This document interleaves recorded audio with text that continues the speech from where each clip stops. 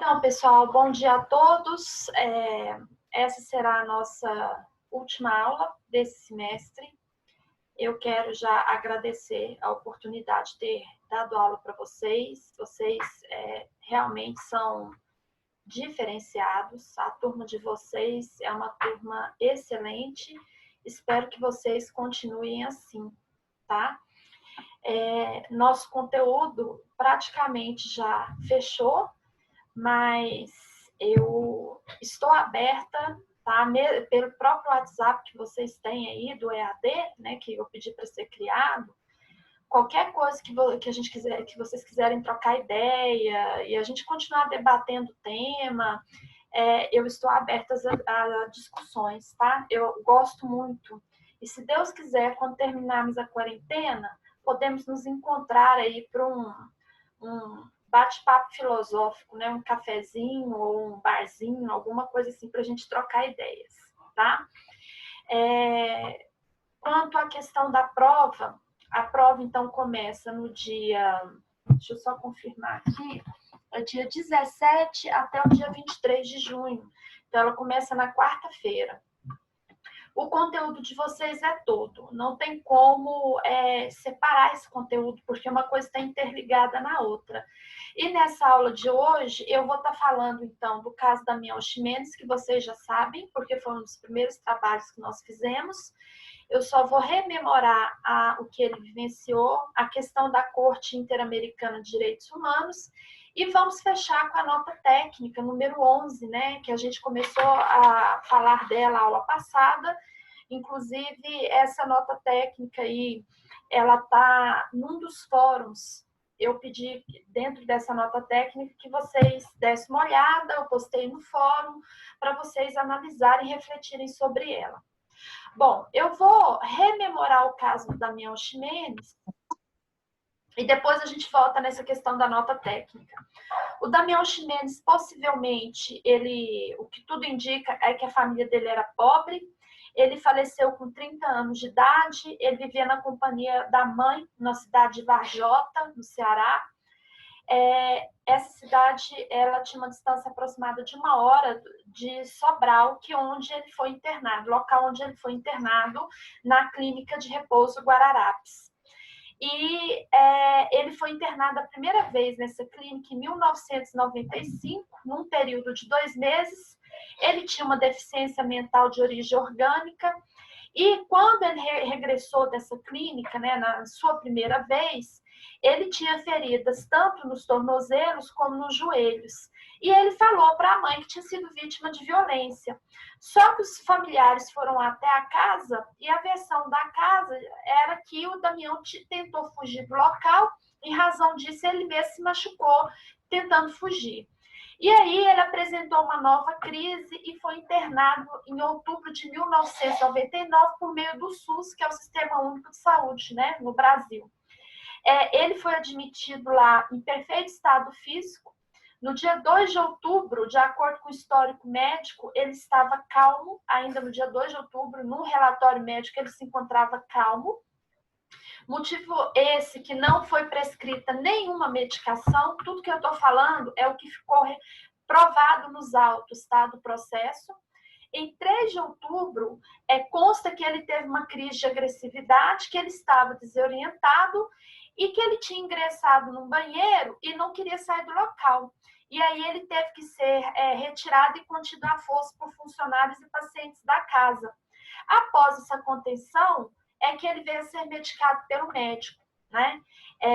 Nessa mesma noite, ele teria tido uma outra crise, conforme esse relatório, e ele foi contido fisicamente mais uma vez. No dia 4 de outubro, então veja bem, ele entrou dia 2 normal, sem remédio, dia 3 afirmaram que ele teve essa crise, dia 4 de manhã, a mãe dele foi até essa casa de repouso para visitar e encontrou o Damião sangrando, com hematomas, com a roupa rasgada, sujo, cheirando excremento, com as mãos amarradas para trás, com dificuldade de respirar, agonizando e gritando. E quando ele gritava, ele pedia socorro à polícia.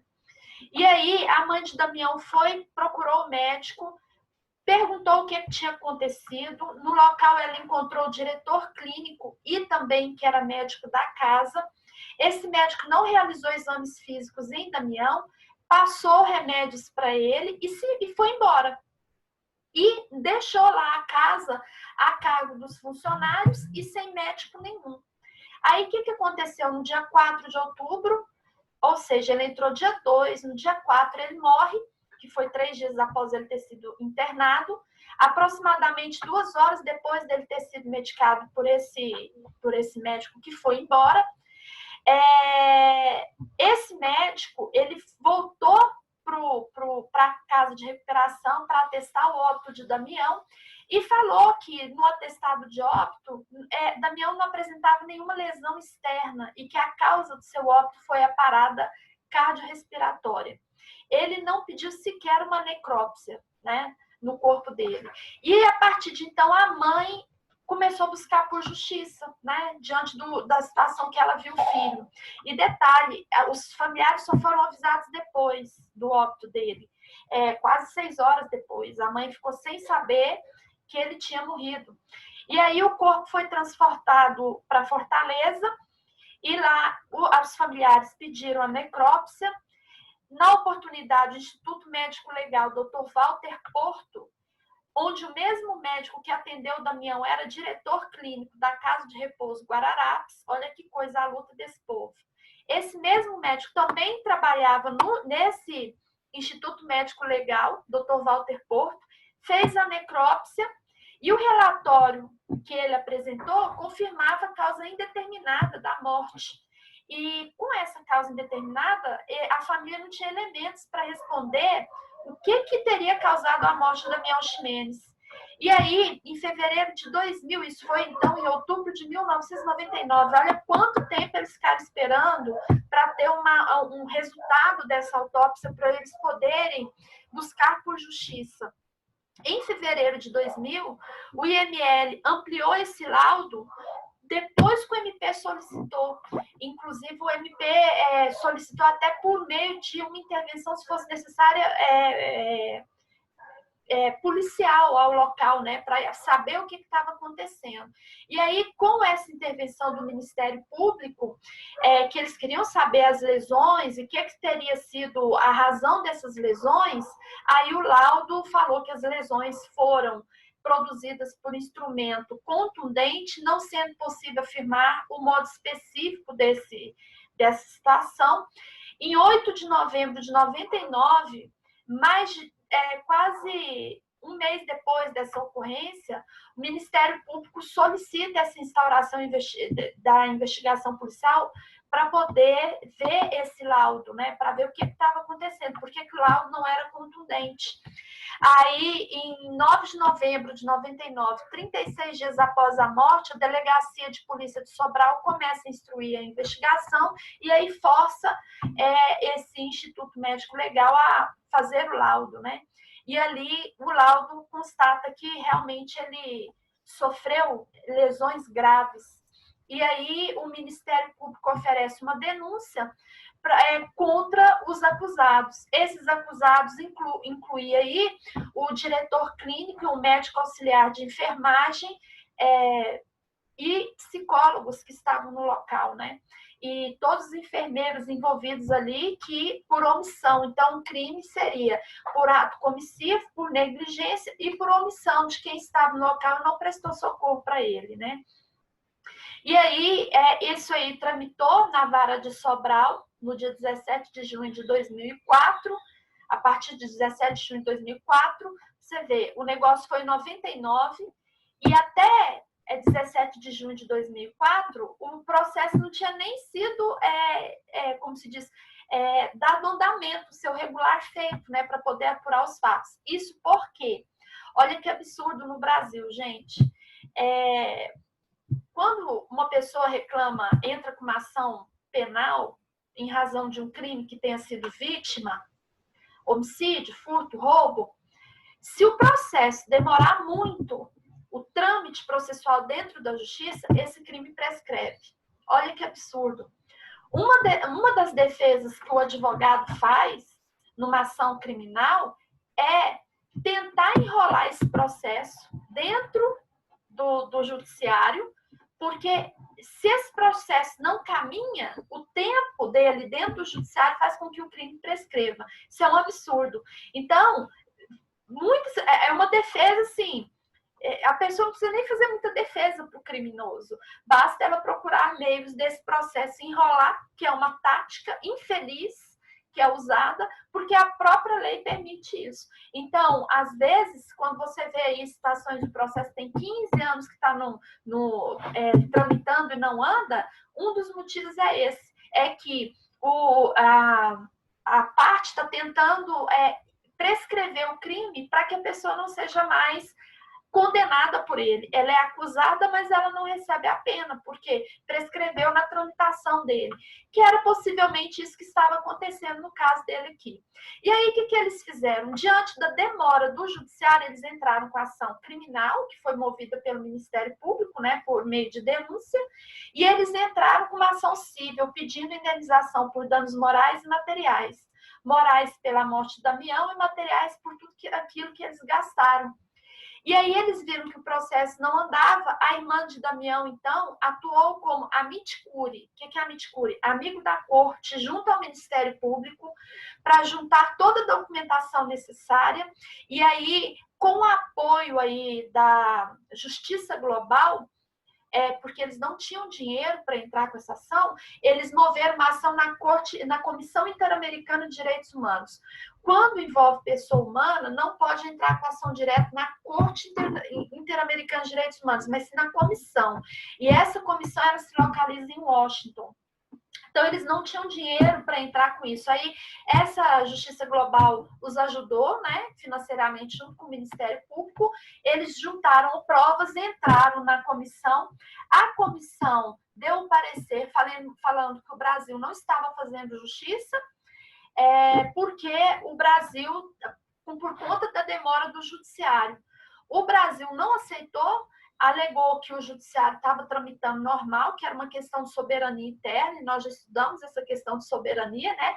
Invocou a soberania interna, falando que o processo estava regular. A comissão não aceitou as alegações do Brasil e entrou com a ação contra ele na Corte Interamericana. Então, resumidamente, o processo internacional, quando envolve pessoa humana, você entra na comissão e a comissão encaminha para a Corte Interamericana. Naquela época, o custo era maior porque não havia os meios digital de protocolo que a gente tem hoje. Hoje é muito mais fácil, faz isso tudo pela internet, inclusive as audiências estão sendo todas virtuais, né? Mas naquela época, a internet começou no Brasil na década de 90, então isso aconteceu em 99. Você não tinha o processo digitalizado como a gente tem hoje. Então, quase que tudo era físico. Então, hoje é muito mais fácil. E aí, a Corte Interamericana de Direitos Humanos condenou o Brasil por compreender que violou tratados que envolvem direitos humanos, que o Brasil já tinha assinado, que foi a nossa aula 1, né, que nós estudamos no bloco 1. E o Brasil foi condenado tanto por danos morais, danos materiais, que ele não aceitou, ele entendeu que ele não justificava essa condenação da Corte Interamericana, ele só aceitou a condenação de que ele reconheceu que, de fato, ele violou o direito à vida de Damião e a integridade física dele, olha só que interessante, mas não aceitou, em razão dessa violação, que os familiares teriam direito à integridade, a danos morais por violar a integridade psíquica deles e a reparação de danos materiais também. Sendo que em ações menos graves no Brasil, a gente entra com a ação de danos morais materiais e a parte, né, que é envolvida paga. Agora, o país não pode pagar, né? Mas, enfim, pagando ou não, ele foi condenado. Resumidamente, esse foi o caso, ele chegou a pagar, né? Porque lembra qual é a condenação de um país, qual é a repercussão, o efeito jurídico de um país que é condenado pela corte e não cumpre a decisão da corte.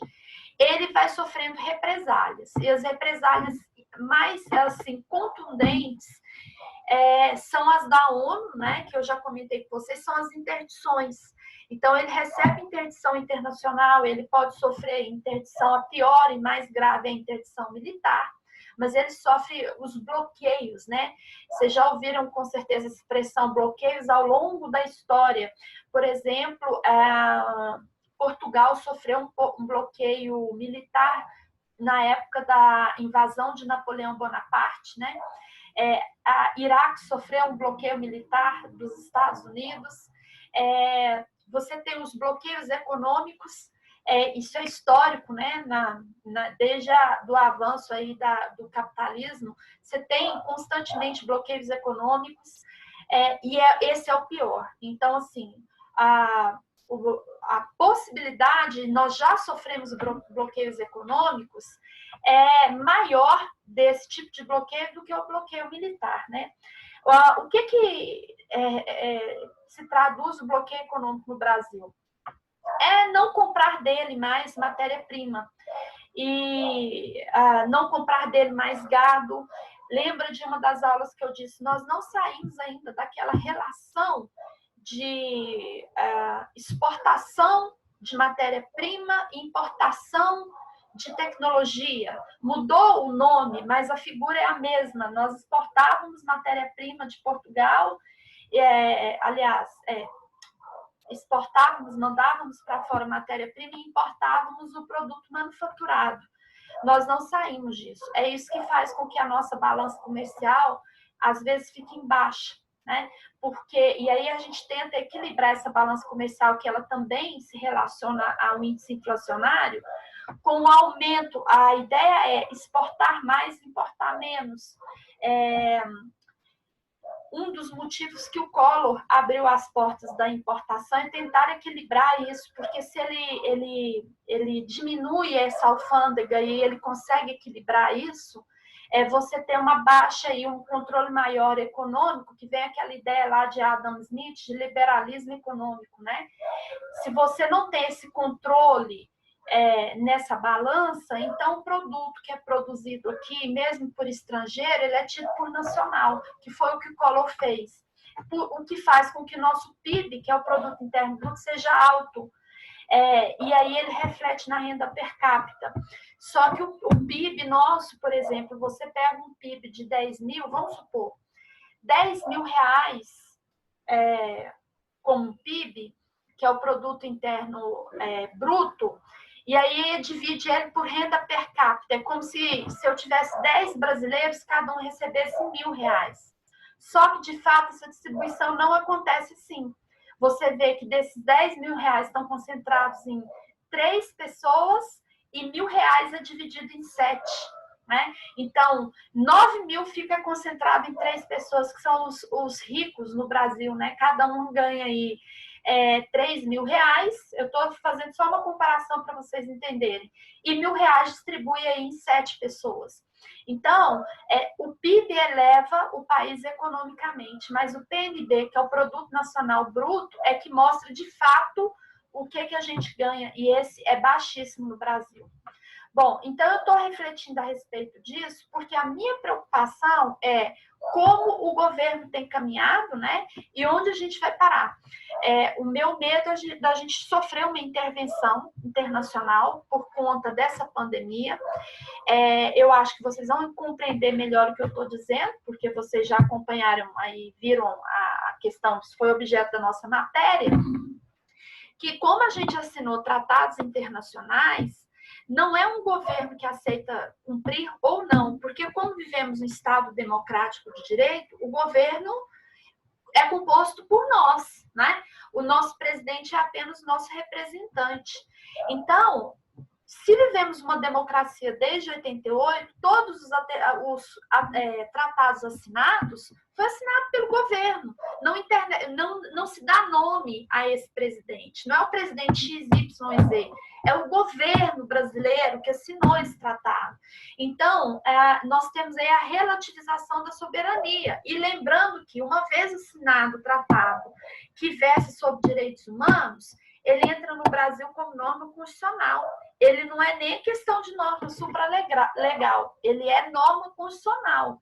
Então, ele está no topo da pirâmide da Constituição Federal. Por isso que hoje vocês estão ouvindo muito essa discussão em torno de democracia e Estado autoritário.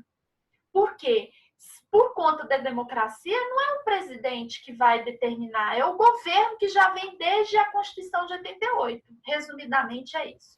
Então, eu tenho acompanhado aí, principalmente, as notícias internacionais, né? Porque aqui no Brasil tem muita especulação de todos os lados, mas é possível o Brasil sofrer represálias aí.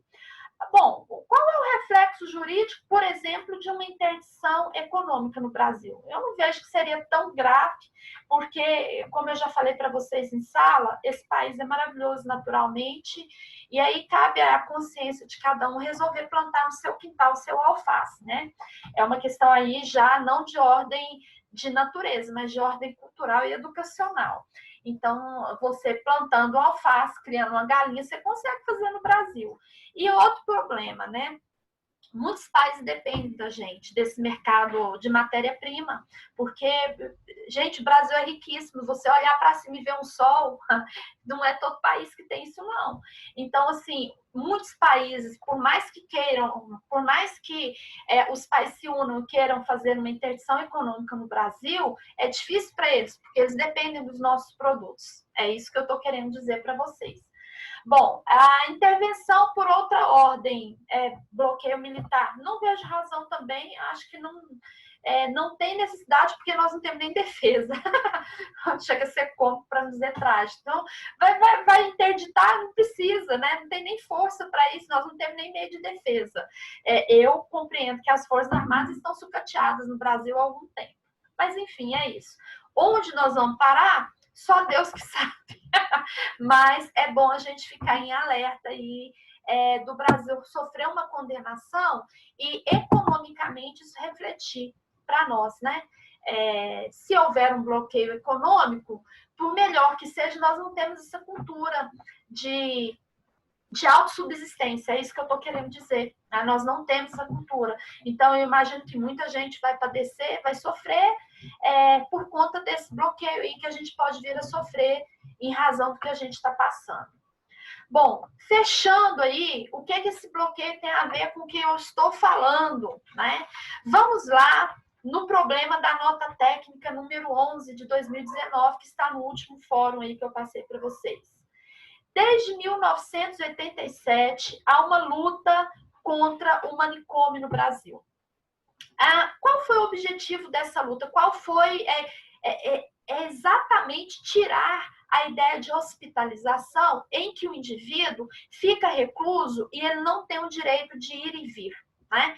Ele vive em isolamento. E o filme Nise, que é baseado num caso real, ele prova que o isolamento não trata o indivíduo. E o isolamento é desumano, né, quanto a pessoa que tem doença mental.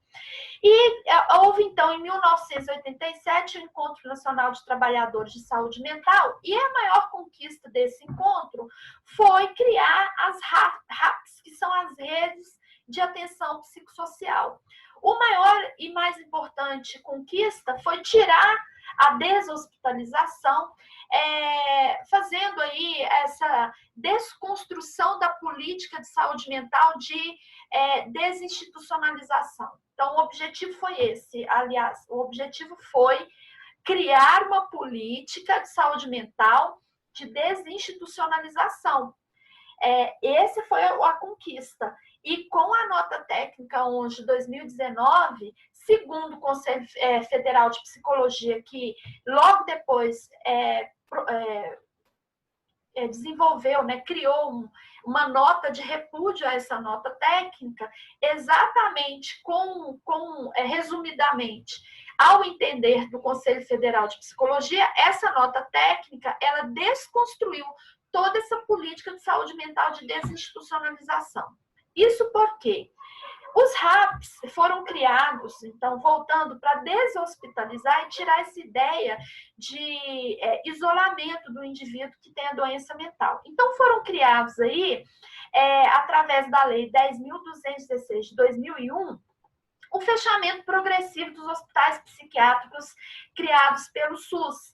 E aí foram instalados serviços substitutivos, como a CAP, Centros de Atenção Psicossocial, as residências terapêuticas, os centros de convivência, os hospitais dia, atenção básica de urgência e emergência, comunidades terapêuticas, unidades ambulatoriais. Então, uma série de serviços que visava tratar esse doente sem o isolar e sem ele sofrer aqueles tratamentos considerados abusivos, com agressões físicas, eletrochoque e a lobotomia.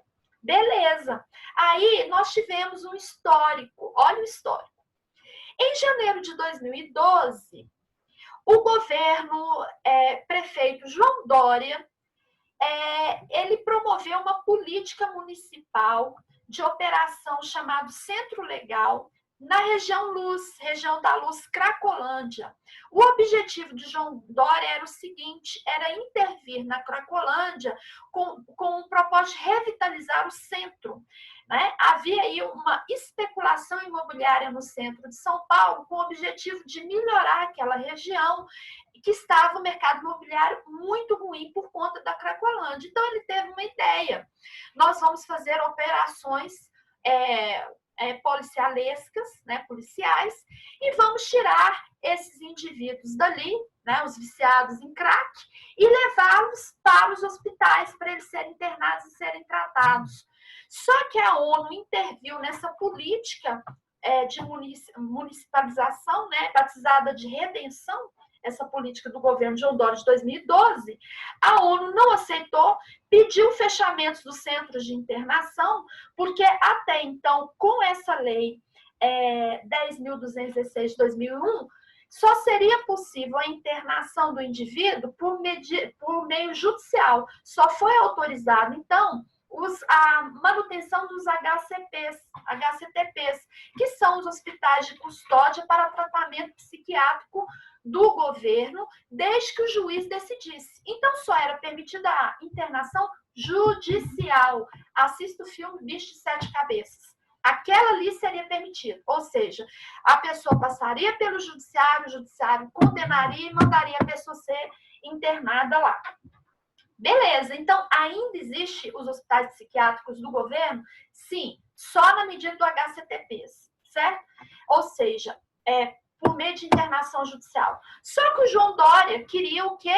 A internação compulsória, ou seja, independente de passar pelo judiciário, o judiciário dá direito, gente, contraditória e ampla defesa. Por pior que seja o sistema judiciário, por mais falho que ele seja, ele dá direito à parte se defender. Então, o juiz ouve as partes para depois mandar internar. Mas, segundo João Dória, o caso era urgente e ali seria um caso de saúde pública até esperar o judiciário resolver e determinar a internação. Ele, então, queria a internação compulsória por meio de sociedade civil organizada e outros mecanismos de levar essas pessoas. Só que começou a constatar ali violações de direitos humanos, pessoas sendo agredidas, alguns casos até de morte. Bom, como ele não conseguiu, a justiça, então, houve um processo, então, por meio de organizações de direitos humanos, e também o próprio município, que pediu essa autorização de internação compulsória e essa justiça não aceitou. Ela extinguiu o processo da Prefeitura de São Paulo e alegando que a Prefeitura não tinha autorização para fazer essas internações compulsórias, né? E logo depois que a gente tem essa internação compulsória, esse governo de São Paulo novamente tentou isso, né, por 2 vezes. Então, começou lá em 2012, depois ele tentou novamente, não conseguiu. Olha quando foi? 2012, que é o texto que eu passei para vocês no último fórum também. Coincidentemente, como ele não conseguiu isso em 2012, depois ele tentou novamente em 2016, em 2019, nasce a nota técnica número 11. E, segundo a nota técnica, ela incentiva a hospitalização e tratamentos humanizados. E o que ela faz? Por que ela incentiva esse hospitalização e tratamentos humanizados? Segundo ela, olha, a gente é uma nota técnica, nem norma constitucional isso é, nem lei isso é. Olha que absurdo isso, essa nota técnica do Ministério da Saúde. ela permite a hospitalização do indivíduo compulsória, que começou com a história lá de São Paulo, da Cracolândia. Ou seja, o indivíduo não precisa passar mais pelo judiciário. Qualquer pessoa que seja habilitada, e médico, psicólogo não, porque psicólogo não é mais da área da saúde, né? Por que será? Por que será que o psicólogo, segundo o INEP, não compõe mais a área da saúde? Porque qualquer profissional da área da saúde, psiquiatra, médico, enfermeiro, que teria condições e habilitação em constatando que o indivíduo seja dependente químico, não falou qual tipo de dependência, químico, gente, até uma pessoa que depende de remédio é dependente químico. Ele pode ser internado compulsoriamente num hospital psiquiátrico pela rede SUS. E ele pode receber os tratamentos sem controle, porque essa nota técnica não falou qual seria o requisito, como seria o laudo, quem teria a habilitação para isso, por exemplo, para receber a eletroconvulsoterapia novamente. Logo, logo a gente volta à lobotomia. Misericórdia. Então, se você for ver o histórico, vai olhar lá no INEP, quando é que o Brasil, quando é que o curso de psicólogo saiu da condição da área da saúde. Quando é que ele saiu da área da saúde? Que ano que foi? Parece que casa, sabe? A gente vê um quebra-cabeça aqui e vai casando. 2012, Cracolândia, aí você vê especulação imobiliária já em 2010, querendo melhorar lá a região. Aí você vê como que a gente faz questão de drogado, a gente não quer eles mais, né? Vamos fazer igual a teoria neomalthusiana. Solução para resolver os pobres. Pega os pobres, bota numa ilha e deixa eles lá. Será que vai resolver o problema? Né? Não, deixa só os ricos. Quem é que vai trabalhar para os ricos? Né? Lembra da história dos patrícios e plebeus? Qual foi a luta dos plebeus para conseguir os direitos deles? Né? Lá em Roma. Eles subiram para o monte, ficaram 100 dias lá e com greve de fome. E falou, nós só vamos descer se vocês fizerem as leis para nós com os mesmos direitos dos patrícios, que eram os ricos. E aí os patrícios não tinha quem lavava a roupa, quem fazia, tomava conta do gado, quem fazia o trabalho de serviçal mesmo, fizeram acordo para chamar para eles virem a trabalhar para eles, né? Então, será que resolve o problema social se eu isolo os pobres, isola essa raça ruim, bota no canto, taca fogo? Isso aí é Pontos Pilatos. Vamos lavar nossas mãos e passamos o abacaxi para frente. Isso aí é a velha história, vou pegar aqui o gancho aqui de Jung, que fala que o homem trabalha com símbolos. Não vou entrar no mérito da religião, tá? Mas a questão da simbologia. Adão, Eva e maçã. Maçã é o símbolo do conhecimento, tá? Pela simbologia. Tanto é que na educação, quando a criança visita a tia, o que ela dá para a tia, para a professora? Uma maçã. Qual é o símbolo da Apple? Aliás, olha o nome. Apple. Maçã. É o símbolo do conhecimento. Qual foi o grande problema da humanidade? A Eva culpou a cobra, porque comeu a maçã. E o Adão culpou a Eva. Né? Vamos pegar a humanidade, só a humanidade. Homem, mulher. Eva culpou a cobra e o Adão culpou a Eva. Ninguém assumiu a sua responsabilidade. É o que estamos vivendo aqui. Então, se não conseguimos tratar essas pessoas, esses doentes, vamos dar uma solução. Isola ou esgota, tira dali, porque queremos ser felizes. Vai resolver o problema? Não vai resolver o problema. E parece que a gente está vivendo isso muito na pandemia. Lembra da primeira aula que eu comentei com vocês? Quando deu o início do Covid, a questão de isolamento, a questão que eu levantei, o brasileiro não tinha ainda cultura de olhar social, olhar o outro, e ele estava sendo submetido com a quarentena a ter que ficar nela para olhar o outro e depois para se defender, porque se o outro adoecer, ele adoece. E ainda levantei a questão, será que essa quarentena vai durar?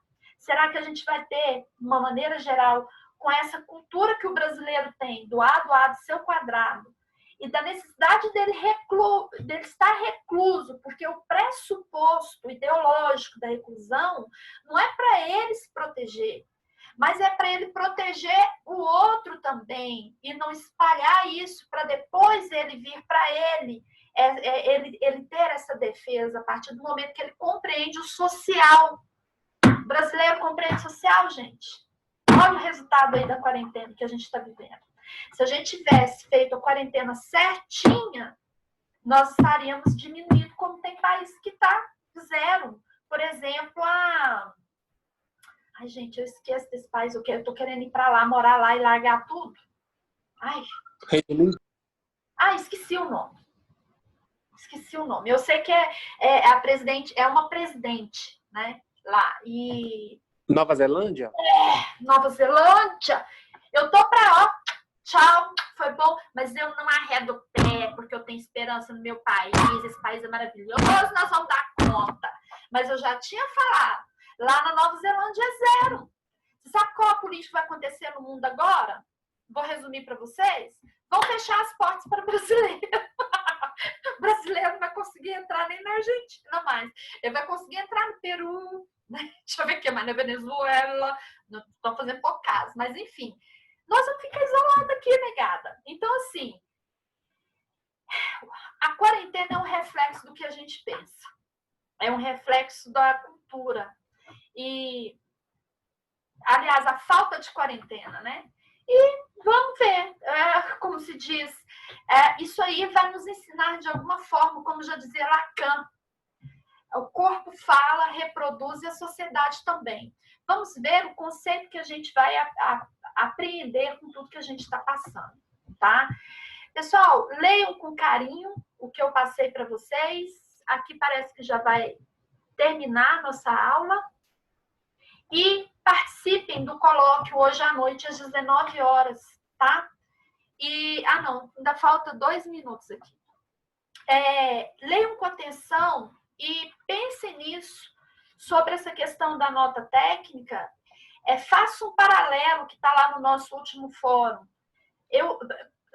Leiam, gente. Vocês, na área da psicologia, vocês têm que ler isso aqui. Isso aqui é o mínimo que vocês têm que ler, porque da agora para frente é o que vai refletir para vocês. A Lei 10.216, de 2001, leia a nota técnica 11 de 2019 e leia a notícia que eu apresentei para vocês no fórum sobre essa questão da Cracolândia. Essa nota técnica, para mim, ela foi construída em razão do lobby desse mercado imobiliário. Né? O lobby financeiro imobiliário em cima do governo, pressionando para tirar esses drogados ali da região. A solução foi o quê? Não, emite uma nota técnica, a gente faz um limpo ali e ali a gente resolve o problema.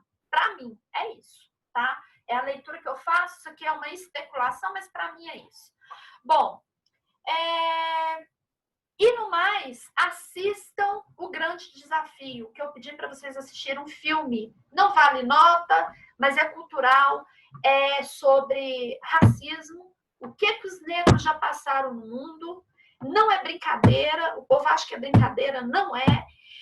No Brasil, nós temos tanto racismo que vocês estão vendo o reflexo, a diferença do que acontece nos Estados Unidos e como a gente se porta aqui com uma situação semelhante, talvez mais grave, que foi daquela criança que caiu do 9º andar, né? A gente vê o reflexo disso no Brasil, né?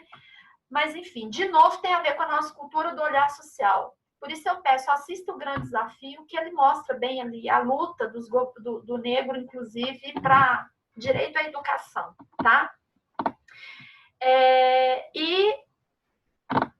Que bom, vidas pretas importam. Pretas, isso. Até a questão do termo negro, né? Nós temos aí com certeza... Deixa eu ver, eu perdi a leitura.